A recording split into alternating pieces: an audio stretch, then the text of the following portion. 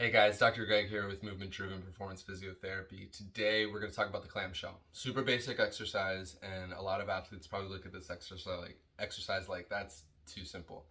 Yes, but again, you know me, I'm big on building those foundational core movement patterns, right? If you can't isolate these muscles and these joint and these movement patterns in really simple positions on the floor, you can't expect your body to do it in certain sports. Like if you're a football player and you got somebody coming at you to tackle you and you need to make a cut and you need to use those glutes to expand and you can't do it on the floor, you can't expect to do it in a game, right? And that weakness in that glute is going to go down the chain and affect your knee or your ankle, or it's going to go up and affect your low back, or it's going to affect your hip itself, right? So we have to make sure we can fire these muscles in isolation. So real quick, we'll just go over the basic clamshell, the right way to do it perfectly, and then progress it a little bit to some more difficult stuff. And eventually we'll add in some more exercises on the channel with some kind of standing clamshells and other glute stuff you can do in some more challenging dynamic positions. But for now, let's just talk about the clamshell. Again, super good. If you're in acute pain, this better be in your routine. If you have low back pain right now, fire this thing up. So you're gonna get an elastic band, put it around the knees, just above the knees, and you're gonna lie on your side, okay? Be rested in the upper body. Put a pillow here or rest here. I don't like, okay? I'm not gonna get into details, but just rest, okay? I'm in the fetal position, all right? Knees are together, feet are together. What I'm doing here is I'm bringing my top knee up towards the ceiling. Now, what I see a lot of people do is they get here, they get to a certain stopping point, and then they start to rotate their whole body backwards.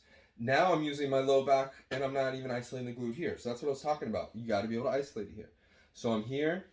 Put your hand on your hip to kind of helps you stabilize the pelvis or the low back. And then I'm keeping my feet together and I'm driving that up in the air. Okay? Keeping it nice and still. Okay? Then the next progression I like to add in is up. Then we come up here, hold. Foot back down, back in.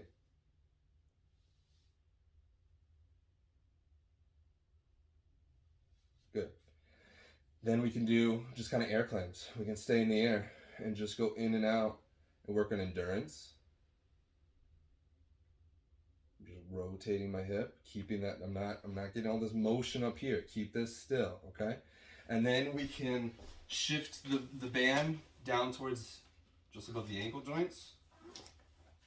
And then we can do some reverse clamshells. So same position, except now I'm rotating the feet away from each other and the knees are staying together.